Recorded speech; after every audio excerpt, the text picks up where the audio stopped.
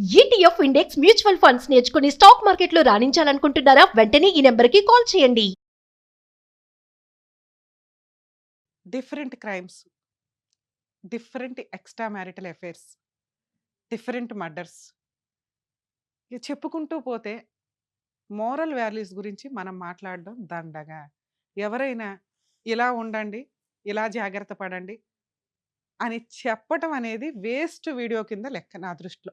ఎందుకంటే సమాజంలో మార్పులనేవి లాక్‌డౌన్ తర్వాత చాలా దారుణంగా మారిపోయినాయి. ప్రకృతి మనకొక చెంపదెబ్బ కొట్టి లైఫ్ అంటే ఇంతే అని చూపించినప్పుడు యాక్చువల్‌గా జనాలంతా ఇంకొంచెం పద్ధతిగా, ఇంకొంచెం జాగ్రత్తగా, ఇంకొంచెం రిలేషన్స్ తోటి మంచి మోరల్ వాల్యూస్‌తో ఉండాల్సింది పోయి, దిగజారిపోయిన క్యారెక్టర్స్ తోటి ఈ రోజున మనం సోషల్ మీడియా చూస్తుంటే గాని, ఈ ఛానల్స్ చూస్తుంటే గాని, టీవీ ఛానల్స్‌లో కనిపిస్తుంది.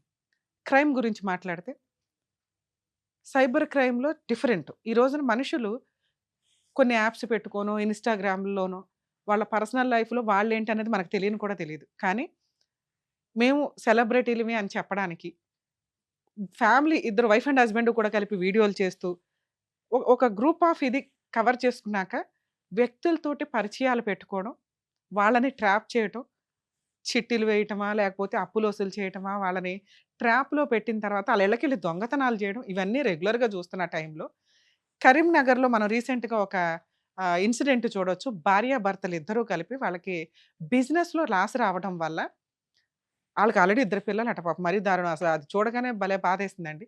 అలాంటిది భార్యని ప్రాస్టిట్యూట్‌గా పెట్టి అని అట్లాగే అనుకోవాలి. ఎందుకంటే ఈ డైలాగ్ ఎందుకు అంటున్నానంటే దగ్గర దగ్గర ఒక 100 మందితో ఆ అమ్మాయి పడుకుని, ఆ వీడియోలు రికార్డ్ జేసి వాళ్ళని బ్లాక్‌మెయిల్ జేస్తున్నారు. భార్యాభర్తలు ఇద్దరు కలిపి. వాళ్ళని కాస్త కరీంనగర్ పోలీసులు అరెస్ట్ చేసి జైల్‌లో వేశారు. అంటే ఒక వ్యక్తి భర్త కూడా ఉన్నప్పుడు ఎలా అనిపిస్తుందంటే, అరే! ఈవిడ క్యారెక్టర్ ఉన్న అమ్మాయి. ఈ అమ్మాయి మనకు ఈజీగా దొరుకుతుంటే రూ. 1000కో, 10,000కో దొరికేస్తుంటే ఈజీ అన్నట్లుగా అక్రమ సంబంధాలకి వెళ్తున్నప్పుడు సైబర్ క్రైమ్‌కి ఈ రోజున అద్దే లేకుండా ఉంది. ఇలా ఒక అమ్మాయి ఫ్రీగా దొరికినా, డబ్బులకి దొరికినా కూడా డేంజరే అని గుర్తుపెట్టుకోండి. ఈ రోజున ఆ మనిషే మనల్ని చూడట్లేదు. దానికి తగ్గ కెమెరాలు చూస్తున్నాయి. అవి చూసారంటే కొన్ని కోట్ల మంది చూస్తున్నట్టే లెక్క. ఏ రోజున ఎక్కడ ఏ కెమెరా ఎలా ఉంటదో, ఎవరు ఎట్లా రికార్డ్ చేస్తారో తెలీదు. ఈ రోజున 100 మంది సఫర్ అయ్యారు. అందులో ఎవరో ఒకళ్ళు ధైర్యంగా ముందుకొచ్చి కంప్లెయింట్ ఇచ్చారు గానీ 99% ఎవడు కంప్లెయింట్ ఇవ్వడు. ఎందుకంటే మహిళ కేసేస్తదేమో, ఆవిడ కేసేస్తే మళ్ళీ మనం కోర్టుల చుట్టూ తిరగాలి. మన ఇంట్లో వాళ్ళకి తెలిస్తే ఆల్రెడీ నేను ఇట్లా తప్పు పని చేశానని వదిలేస్తారు అనే భయంతోటి 90%, 99% ఎవరు కంప్లెయింట్లు ఇవ్వరు జెంట్స్. కానీ జెంట్స్‌ని కాపాడాల్సిన పొజిషన్ వస్తదా అనే క్వెషన్ మార్క్ వచ్చేసింది. సెకండ్ పాయింట్ మనం మాట్లాడుకుంటున్న ఇంకొక crime illicit relations, extra marital affairs. అబ్బబ్బబ్బా! ఏం దారుణం ఏం దారుణం అండి. ఎవరికి చెప్తాం మీరిలాగుండండి, ఇలా ఉండొద్దండి అని. ఎవరికాళ్ళు వ్యక్తిగత స్వేచ్ఛ దారుణంగా పెరిగి, ఈ ఎక్స్‌ట్రా మ్యారిటల్ అఫైర్సు మరి అసల ఏ రీజన్ మీద ఆ చట్టం తీసి పడేశారో అర్థమే కావట్లే ఆ సెక్షను. ఎప్పుడైతే ఐపీసీలో ఆ సెక్షన్ తీసేసి బిఎన్ఎస్ యాక్ట్ కొత్తగా వచ్చిందో, విచ్చలవిడితనం ఎక్కువైపోయి, ఇంకొక కేసు రీసెంట్‌గా చూస్తున్నాం. అతనితో ఎవరో లవర్‌తో కలిసి భర్తని చంపేసి పోర్న్ వీడియోస్ నైట్ మొత్తం చూస్తా కూర్చున్నారట. ఇంకొకావిడ భర్తని చంపేసి చక్కగా కూర్చొని అసలు దాన్ని మాఫీ చేసి ఎలా మ్యానిపులేట్ చేయాలని చూసింది. ఈ ఈ విషయాలు మనం మాట్లాడితే, "మేడం అంతకుముందు మహిళలను బోలెడు మందిని చంపేశారు కదా మేడం! మరి అంతమందిని చంపినప్పుడు మాట్లాడలేదు. అందరం మనం మాట్లాడలేదా? ఏదో చేంజెస్ చేసుకుంటూ లా తీసుకొచ్చాం. ఓ 10 మంది చస్తే ఏముందండి" అంటే, మనం మాట్లాడుకున్న స్టార్టింగ్‌లో 10 మంది. ఆ బ్లూ డ్రమ్ములు గానివ్వండి, ఫ్రిడ్జ్‌లో పెట్టడాలు గానివ్వండి, కుక్కర్‌లో పెట్టడాలు కానివ్వండి. ఇప్పుడు భూస్థాపితం చేసేస్తున్నారు. అందులో మన వాళ్ళెవరు ఉండకుండా చూసుకోవాల్సిన పరిస్థితులొస్తున్నాయి. దీన్ని మనం ఇలాగే వదిలేస్తే తప్పెవరు చేసినా తప్పే అండి. అది మగాళ్ళేంటి, ఆడాళ్ళేంటి. ఎక్స్‌ట్రా మ్యారిటల్ అఫైర్స్ కోసం భర్తల్ని చంపేసి, వాళ్ళని ముక్కలు ముక్కలు చేసి, పప్పులు చేసి పెడుతుంటే, లీగల్‌గా కేసేసుకున్నప్పుడు చూసుకుందాం అనుకుంటే, ఈ రోజున మనిషి ఉనికి, పెళ్లి అనే బంధానికి వాల్యూ లేకుండా పోతుంది. ఆ! మేడం అతను అట్లాంటోడు, తాగుబోతు, తిరుగుబోతు ఆయన కూడా తిరిగాడు, నేను అందుకే తిరిగానండి అంటే, ఎవరు సమాధానం చెప్పలేమిక్కడ. ఎవరో ఒకళ్ళు రేపటి రోజున సొసైటీలో మనం బతకాలి అనుకుంటే, ఎక్కడో అడవుల్లో బతికినప్పుడు ఎట్లా ఉందో, అవే తీసుకొస్తున్నారు మళ్ళీ మాట్లాడే విధానంలో. వ్యక్తిగత స్వేచ్ఛ అని. ఇవన్నీ కట్టుబాట్లు ఎందుకు పెట్టుకుంటూ వచ్చాం? సమాజంలో బతకాలంటే సేఫ్టీ ఇంపార్టెంటు. ఒకళ్ళకొకళ్ళు ప్రొటెక్షన్ ఇంపార్టెంటు. ఒకళ్ళకొకళ్ళు అవసరం ఉంటాము అని. ఆ అవసరాలు దొబ్బినియి.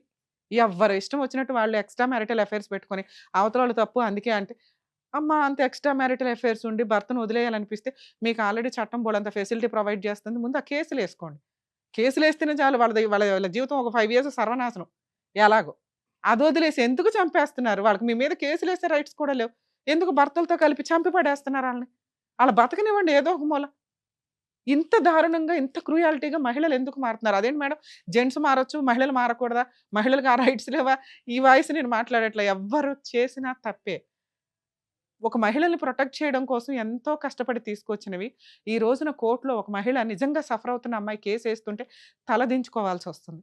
ఎందుకంటే మిగతా 90% మహిళలు ఫాల్స్ కేసులేయటం వల్ల.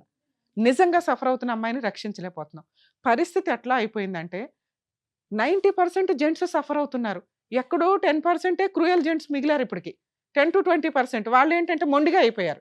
ఇక ఏం చేసుకుంటారో చేసుకోండి అని తలా తోక లేని బ్యాచ్ అంతా తెగించి ఉంటున్నారు తప్ప 70-80% జెంట్స్ ఈ రోజున లీగల్ కేసుల వల్ల భయపడుతున్నారు. సఫర్ అవుతున్నారు. అలాగే ఈ మహిళలు మర్డర్‌ల దాకా వెళ్ళిపోతుంటే ముందు ఆళ్ళ ఇంట్లోకి వెళ్లి ఏం ఫుడ్ తినాలనేది కూడా భయమేస్తుంది. ఏం వండి కలిపి ఏం పెడతారా అని చెప్పి. ఇంత దారుణమైన పొజిషన్స్‌లో మోరల్ వాల్యూస్ అనేవి వెళ్ళిపోతున్నాయి. సమాజంలో ఈ ఎక్స్‌ట్రా మ్యారిటల్ అఫైర్స్ ఎప్పుడు డేంజరే సార్. గుర్తుపెట్టుకోండి. ఎందుకంటే అది అవతల వ్యక్తి ఏ టైప్ ఆఫ్ డెసిషన్స్ తీసుకుంటారో తెలియదు. వీడియోలు తీయొచ్చు, బ్లాక్‌మెయిల్ చేయొచ్చు, చంపేయొచ్చు, చంపడానికి ప్రయత్నించొచ్చు. లేదా మనకే ఆలోచన రావచ్చు వదిలించుకోవడం కోసం. ఇవన్నీ కూడా క్రూయల్ మెంటాలిటీ. అంటే యానిమల్స్‌కుండే మెంటాలిటీ. ఇవి కొంచెం తగ్గించుకుంటూ వెళ్ళాలి అంటే కొంచెం ఆలోచన విధానం మార్చుకోండి.